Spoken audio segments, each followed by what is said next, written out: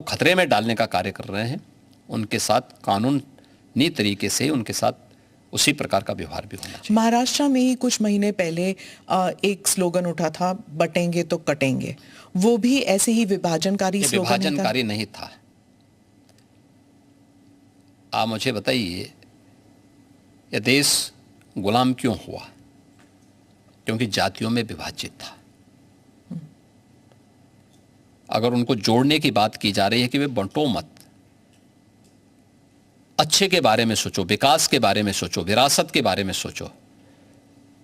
ये उछला नहीं था, ये यूपी से मैंने ही कहा था कि बटेंगे तो कटेंगे, एक रहेंगे तो सेफ रहेंगे। तो ये बात यहां से हमने कही थी और मुझे लगता है कि चीजें आगे बढ़ी, लेकिन इसमें बुराई आगे बढ़ी। इलेक्शन जीत गए आप? नहीं, इलेक्शन हम उससे कारण नहीं जीते। इलेक्शन के बहुत सारे कारण होते हैं। एक नारा इलेक्शन जीतने का, कटने की बात जब होती है तो कैसे जुड़ने की बात? क्या बात करते हैं, क्यों नहीं जुड़ेंगे? जब कटने काटने की बात आप मुझे बताइए, इतिहास में करोड़ों हिंदू काटे नहीं गए क्या? तो फिर लाखों हिंदू कश्मीर में काटे नहीं गए क्या? काटे नहीं गए थे।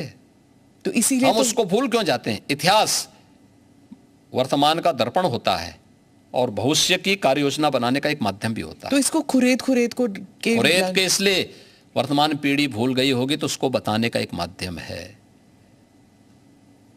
अरे बताना पड़ेगा हमें, ये हमारा दायित्व भी है। पर ये खुरेदने से क्या दंगे वंगे नहीं होंगे? दंगे कैसे होंगे? फिर दंगाइयों का उपचार भी तो है। दंगों से वो डरेगा जो उन दंगाइयों के सामने घुटने टेक करके नाक रगड़ते हैं। उनको घुटनों के बल चलने के लिए हम मजबूर कर लेते हैं और ठीक भी करते हैं उनको। ये जो आपका जो दबंग स्टाइल है? नहीं, दबंग स्टाइल नहीं, ये हमारी शराफत का स्टाइल है।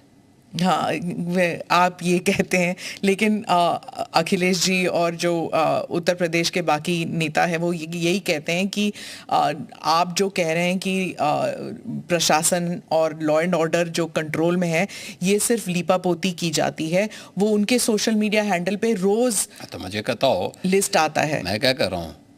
आप मुझे बताइए, 66 करोड़ लोग प्रयागराज में आए।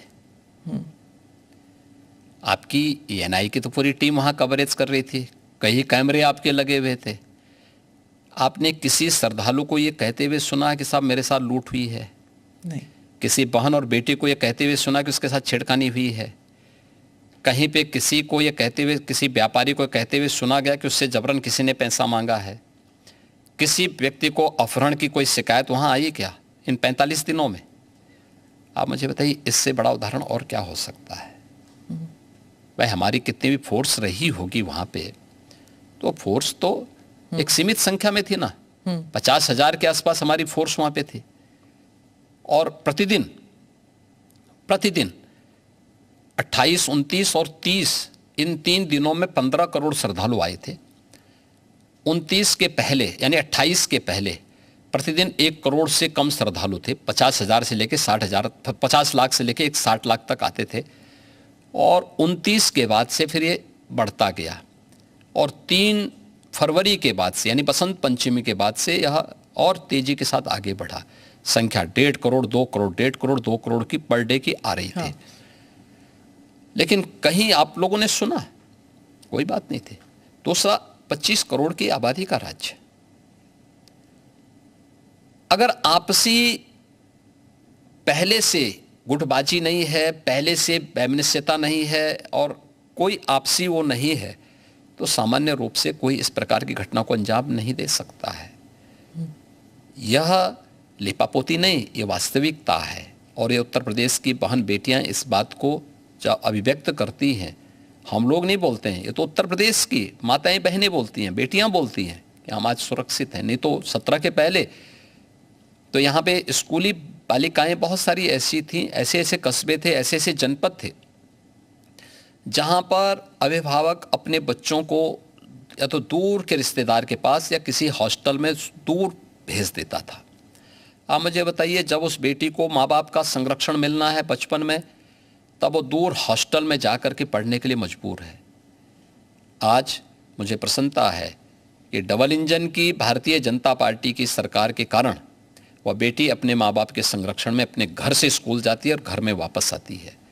आज वो अपने को सुरक्षित महसूस करती है। और मैं तो एक बेटी से मिलने के लिए कैराना गया था। मैं जब उस परिवार में गया था 2015 में, उस परिवार के अभिभावक की हत्या हुई थी। वो एक व्यापारी परिवार था। और जब उस परिवार से मिलने के लिए गया था, वो परिवार यहां से भाग करके सूरत चला गया था। 18 में वापस आया, तो वापस आने पर फिर से उन्होंने व्यापार शुरू कर रहे थे। तो मैं वहां गया था फिर मिलने के लिए, पूछने के लिए कि भाई आप क्यों भागे थे और फिर वापस आए हैं। तो उस परिवार ने मुझे बताया, उस परिवार ने कहा साहब हमारे जो परिवार का जो मुखिया थे, उनकी तो हत्या कर दी गई 15 में, 2015 में। तब दंगों में श्री अखिलेश यादव उस समय, दंगों के पहले अखिलेश यादव उस समय चीफ मिनिस्टर थे यहाँ पे। ये दंगों के बाद की बात है। और पहले फिरौती वसूली गई, फिर उसके बाद उनकी हत्या की गई थी। इसके बाद वो परिवार को जब कोई पुलिस संरक्षण नहीं मिला, क्योंकि वहां के ज्यादातर हिंदू परिवार पलायन कर गए थे, कैराना छोड़ करके भाग चुके थे। लेकिन सरकार जब आई, सरकार ने जब ऐसे आपराधिक तत्वों के खिलाफ सख्ती शुरू की, हमारी सरकार आने के बाद, तो बहुत सारे परिवार वापस आना शुरू हुए। तो उनकी प्रॉपर्टी पे बहुत सारे दंगाइयों ने कब्जा करके रखा हुआ था। तो उन कब्जों को खाली, बहुत सारे लोगों ने तो सरकार बनते ही कब्जे खाली कर दिए थे। बाकी जो बचे हुए थे तो उनको हमने वसूली के साथ कब्जे खाली भी करवाए, और ये सारी कार्रवाई वहां पे संपन्न हुई। तो उस परिवार से मैं मिलने के लिए गया था, क्योंकि उस परिवार के एक प्रमुख सदस्य की हत्या हुई थी और उसके बाद ही किराना का पलायन शुरू हो गया था। उस परिवार में 6ठी क्लास में पढ़ने वाली एक बालिका थी। मैं उस परिवार में गया तो मैंने उस बेटी से पूछा, मैंने कहा कौन क्लास में पढ़ती? उसने कहा 6ठी क्लास में। मैंने कहा स्कूल जाने में भय नहीं लगता है? उसने कहा नहीं नहीं, अब तो नहीं लगता है। अब सोचिए कि 3 साल पहले जो बेटी स्कूल जाने से वंचित रह गई थी और सूरत जाने के लिए मजबूर हुई थी, वही परिवार वापस आया, क्या उसको सुरक्षा नहीं मिलनी चाहिए थी? आप कह रहे हैं कि दंगाइयों के खिलाफ कार्रवाई नहीं होनी चाहिए, तो फिर इन बेटियों की सुरक्षा कौन करेगा? इन व्यापारियों की सुरक्षा कौन करेगा? तो यही डंडा इन बेटियों की सुरक्षा करता है, इन व्यापारियों की सुरक्षा करता है, इन दंगाइयों को और इन अपराधियों और माफियाओं को ठिकाने भी लगाता है। और इसलिए इतनी सख्ती हमें करनी पड़ती है। और तब 25 करोड़ की जनता भारतीय जनता पार्टी के साथ समर्थन के साथ खड़ी होती है। आपने इस परिवार का जिक्र किया, मैंने आपका एक भाषण सुना था जिसमें आपने कहा था कि जो यूपी का युवा है छिपता था ये कहने से कि मैं यूपी का हूँ, क्योंकि उसको एक श्रमिक के रूप में देखा जाता था, एग्रीकल्चर लेबर या कंस्ट्रक्शन लेबरर। लेकिन यूपी की जो छवि बदली है, ही सेज इट प्राउडली कि मैं यूपी का हूँ, उसके बारे में कुछ बताइए। देखिए 2017 के पहले की स्थिति ऐसी थी, उत्तर प्रदेश का ये नाम सुन करके ही उसको किसी नौकरी के लिए जाता था उसको बाहर कर दिया जाता था। उत्तर प्रदेश का नाम सुन करके ही होटलों में कमरे नहीं मिलते थे, रूम नहीं मिलते थे, धर्मशाला में जगह नहीं मिलती थी, लोग किराएदार नहीं बनने देते थे, लोगों को अपनी पहचान छुपानी पड़ती थी। आज मैं कह सकता हूं उत्तर प्रदेश का युवा हो, अन्नदाता किसान हो, या किसी भी सेक्टर का कोई व्यक्ति आज पहचान के लिए मोहताज नहीं है। और ये पहचान के लिए जो मोहताज नहीं है, आज वो कहीं जाता है तो कहीं भी देश के अंदर कहीं जाता है, दुनिया के अंदर कहीं जाता है, अगर वो यूपी का नाम लेगा तो लोगों के मन में, अगर वह धार्मिक आस्थावान व्यक्ति है तो अयोध्या, काशी, प्रयागराज या यहाँ के धर्मस्थल याद करके बड़े सम्मान के साथ लोग उसको देखते हैं। यूपी के नाम से, यूपी के इंफ्रास्ट्रक्चर से लोगों के मन में होता, अच्छा ये वहीं से आए हैं। तो यूपी जो पहले एक श्रम शक्ति माना जाता था, एक लेबर के रूप में यहाँ की एक पहचान थी कि यहाँ के लोग एक सामान्य उसके साथ जुड़ेंगे, आज वही यूपी विरासत की शक्ति के रूप में और अर्थ शक्ति के रूप में देश के अंदर और दुनिया के अंदर अपनी पहचान बनाए। आप तो फिल्म जगत से भी लोगों को बुला रहे हैं यहाँ हाँ, पर। हमारी फिल्म सिटी, यहाँ पे यूपी के अंदर एक फिल्म सिटी का निर्माण का कार्य प्रारंभ हो रहा है और उस पर सारी कार्रवाई आगे बढ़ चुकी है। और मुझे लगता है कि कला का सम्मान किया जाना चाहिए और कला के उसी सम्मान को आगे बढ़ाने के लिए हम लोगों ने इस प्रक्रिया को आगे बढ़ाया। योगी जी, एक और सवाल है वक्फ अमेंडमेंट बिल को लेकर। वो संसद में टेबल होने वाला है। हाँ। और आप क्या समझते हैं इसके बारे में, क्योंकि कुछ लोग मानते हैं, खासकर मैं फिर से ओवैसी साहब का ही नाम लूंगी, कि बीजेपी जो है वो इस बिल के नाम पर मस्जिदों पर कब्जा करना चाहती है और भारत के मुसलमान जो हैं अब खतरे में है क्योंकि इबादत की जगह नहीं मिलेगी उन्हें। देखिए, भाजपा मस्जिद में कब्जा करके क्या करेगी? मंदिर ढूंढेगी। ये मुझे लगता है कि गुमराह कर रहे हैं। वक्फ के नाम पर आखिर कितना जमीन कब्जा करोगे? दूसरा, वक्फ के नाम पर एक भी कोई इन्होंने वेलफेयर का काम किया हो, एक भी नहीं आप गिना सकते। देखिए, वक्फ के नाम पे जो भी आता है उसने उस प्रॉपर्टी को अपने व्यक्तिगत स्वार्थ के लिए दुरुपयोग किया है, बेचा है, औने पौने दाम पे बेचा है। आज स्थिति क्या है? एक एक प्रॉपर्टी के लिए कई कई लोगों को इन्होंने प्रॉपर्टी को बेचा है। उससे विवाद हो रहे हैं, उससे तमाम प्रकार के संकट आने वाले समय में होंगे। जो बसे हैं उनके लिए भी और जिन लोगों ने पैसा दिया है उनके लिए भी, क्योंकि पूंजी उन सब की डूब जाएगी। तो ये तो इससे बड़ी बेवकूफ़ बनाने वाली कोई बात ही नहीं हो सकती है। दूसरा, इन्होंने कोई भी संपत्ति देखिए सरकारों पर यही एक दबाव बना करके ब्लैकमेलिंग लोग करते थे।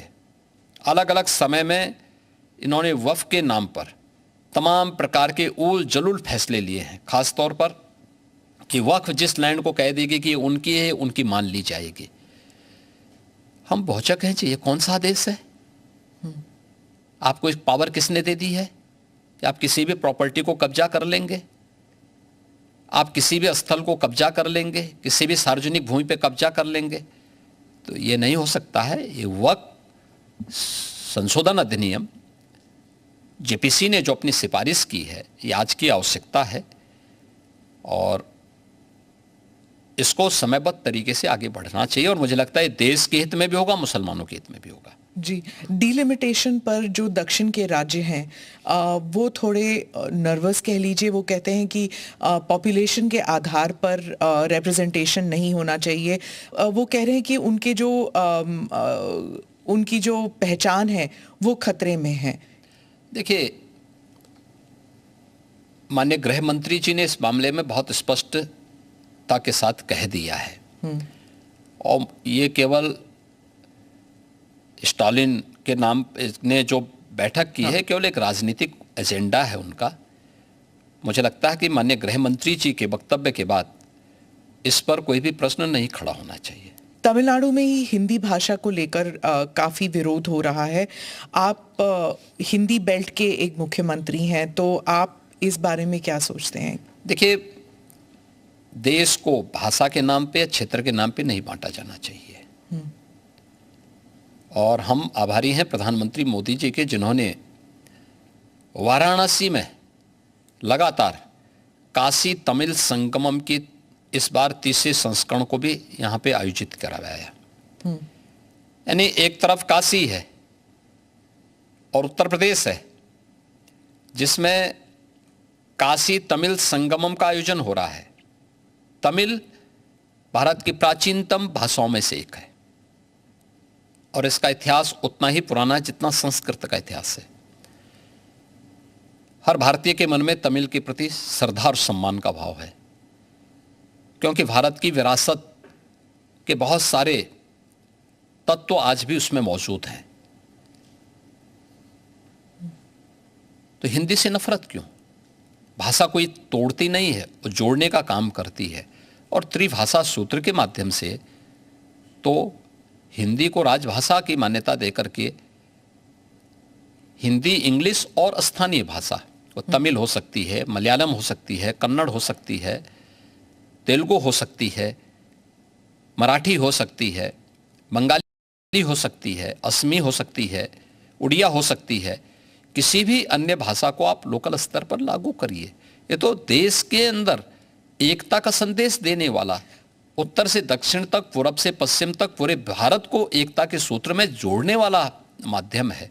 और मुझे लगता है कि भारत का राष्ट्रगान भी इसी बात का संदेश देता है। ये केवल एक संकीर्ण राजनीति है।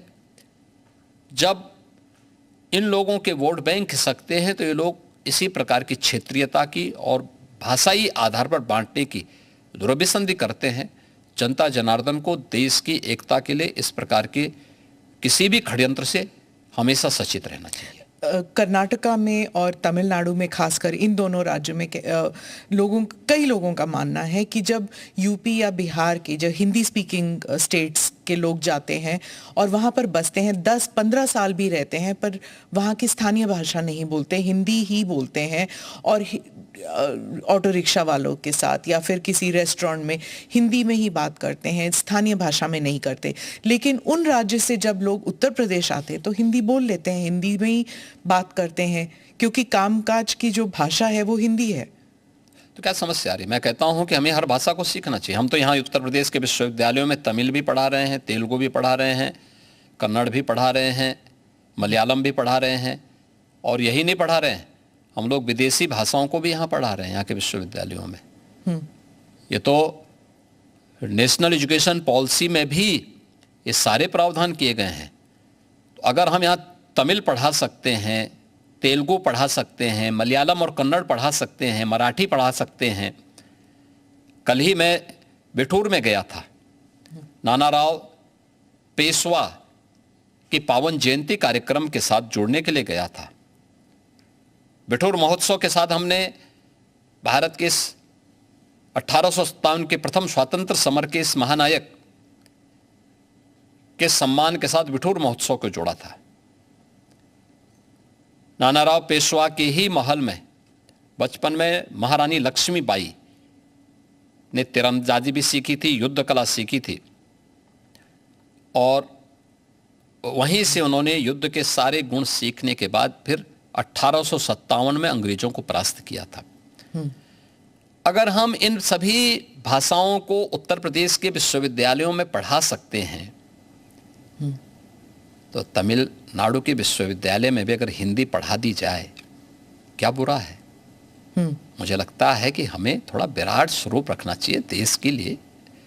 कुछ क्षण तो देश के लिए निकालो। चंद्रबाबू नायडू ने भी यही कहा कि जितनी भाषाएं सीखना चाहते हैं आप सीखना चाहिए। अच्छी बात की, हम अभिनंदन करते हैं जी।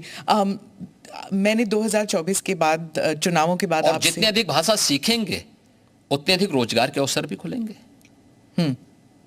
जी, हैदराबाद के लिए उन्होंने वही किया था अपने पिछले टर्म में। अच्छी बात है, और इसीलिए हैदराबाद आज एक हब बना है। 2024 के चुनावों के बाद मैंने आपसे कोई इंटरव्यू नहीं किया, इसलिए उसके बारे में भी 1-2 सवाल। 2024 में क्या गलत हुआ, और 10 महीने के बाद मिल्कीपुर में आप इलेक्शन जीत जाते हैं, तो क्या बदलाव आया उसमें? देखिए, 2024 के बारे में आपने शुरुआत में ही बता दी थी ना। हाँ, संविधान का कांग्रेस और विपक्षी दलों ने जो दुष्प्रचार किया था, और ये दुष्प्रचार ही नहीं किया था, विदेशी पैसे भी इसमें इन्वॉल्व थे। जॉर्ज सोरोस ने तो बहुत पहले इसकी घोषणा कर दी थी। पर इसकी कोई पुष्टि तो हुई नहीं। पुष्टि हुई है, अभी धीरे धीरे करके आगे बढ़ने दीजिए, बहुत सारे तथ्य सामने आएंगे। व्यापक पैमाने पे दुष्प्रचार का माध्यम, एनजीओ के माध्यम से इन्होंने गांव-गांव में, सोशल मीडिया प्लेटफॉर्म के माध्यम से, डिजिटल मीडिया के माध्यम से दुष्प्रचार किया कि संविधान बदल देंगे, मोदी जी आएंगे तो नया संविधान ला देंगे, तमाम प्रकार की इन्होंने जो बातें कही। दूसरा, सोरोस के पैसे यूपी में भी लगे थे। मैं कह रहा हूं पूरे देश में विदेशी पैसा इन्वॉल्व था लोकसभा चुनाव के दौरान, जिसमें कांग्रेस और उसके सहयोगी दलों ने, जो भी इंडी गठबंधन से जुड़े हुए दल थे, ये लोग धड़ल्ले से उसके लिए डायरेक्ट इनडायरेक्ट उसमें उसमें लिप्त थे और उसी के माध्यम से इन्होंने पूरे चुनाव को प्रभावित करने का प्रयास किया था। यह कृत्य देशद्रोह की श्रेणी में आता है। एक विदेशी ताकत से आप पैसा लेकर के देश के चुनाव को प्रभावित कर रहे हैं। एक दूसरा है कि उस दौरान इन्होंने तमाम प्रकार की बात की थी, खटाखट हर एक महिला के खाते में इतना पैसा आएगा। क्या हुआ? कांग्रेस शासित राज्यों में तो कहीं भी नहीं आया। इन्होंने कर्नाटक हो या हिमाचल हो जो घोषणा की थी, आज तक किसी को पूरा भी नहीं कर पाए। पंजाब में भी कहीं नहीं कर पाए। ये तो इनका आचरण है। दूसरा, हमें कहना चाहते हैं कि भारत के संविधान का जितना सम्मान मोदी जी ने किया, नई संसद में बाबा साहब भीमराव अंबेडकर के द्वारा बनाए गए संविधान की मूल प्रति को अपने सिर में ले जाकर के और वहां पे सम्मान के साथ स्थापित करने का कार्य हो। बाबा साहब भीमराव अंबेडकर भारत के संविधान के शिल्पी हैं। संविधान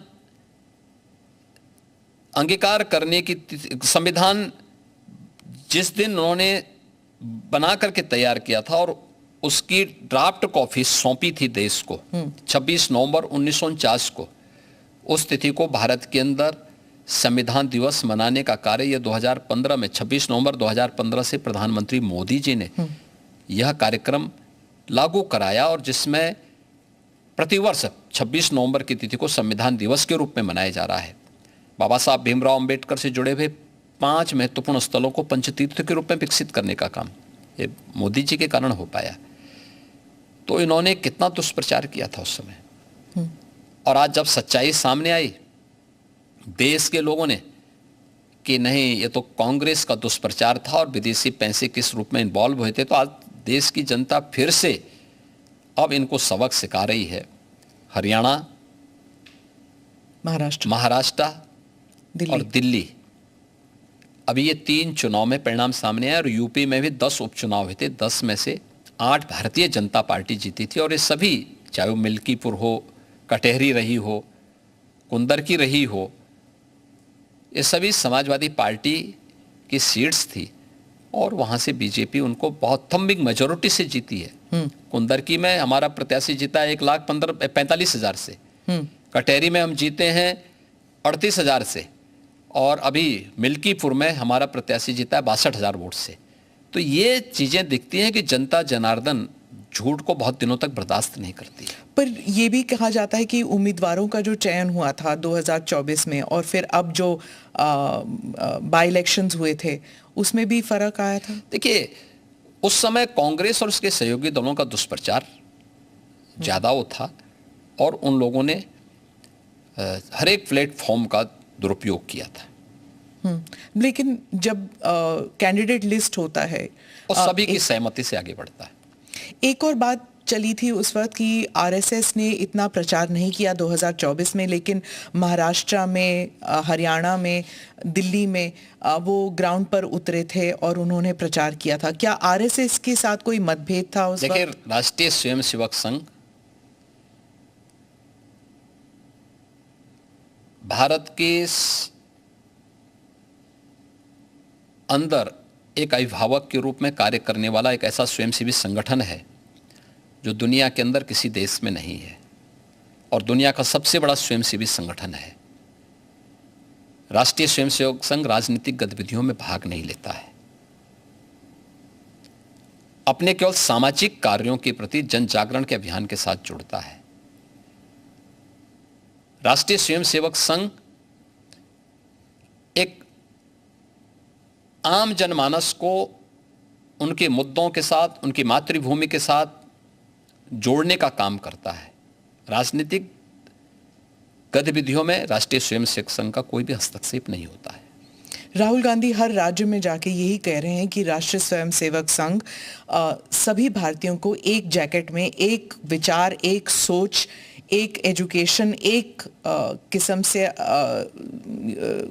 to go forward in life, एक ही रूल है, एक ही एग्जाम्पल है और भारत में ये नहीं चलेगा। भारत में डाइवर्सिटी बहुत है। क्या एक भारत और श्रेष्ठ भारत नहीं बनना चाहिए? तो अलग अलग तरीके होते हैं, अलग अलग रास्ते होते हैं। कौन से रास्ते होते हैं उनसे पूछना चाहिए ना। तो क्या कर रहे थे 6 दशक तक?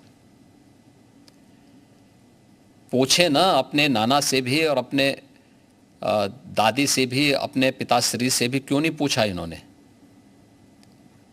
क्यों नहीं उन्होंने उस समय किया? जो काम पिछले 10.5 वर्ष के अंदर मोदी जी ने करके दिखाया है, जिसमें पूरे भारत की स्वीकृति है, पूरा भारत का व्यापक जन समर्थन मोदी जी को प्राप्त हो रहा है, ये काम क्यों नहीं कांग्रेस ने कर लिया? अयोध्या के विवाद को तो हमेशा भी विवादी बने रहने देना चाहते थे। काशी की संकरी गलियों में गांधी जी के नाम पे जिंदगी भर राजनीति कर रहे हैं, लेकिन 1916 में काशी की संकरी गलियों को लेकर के गांधी जी ने टिप्पणी की थी काशी में, और बहुत कड़ी टिप्पणी की थी। क्यों नहीं उन्होंने राष्ट्रपिता महात्मा गांधी के उस सपने को साकार किया? वो मोदी जी ने ही साकार किया है।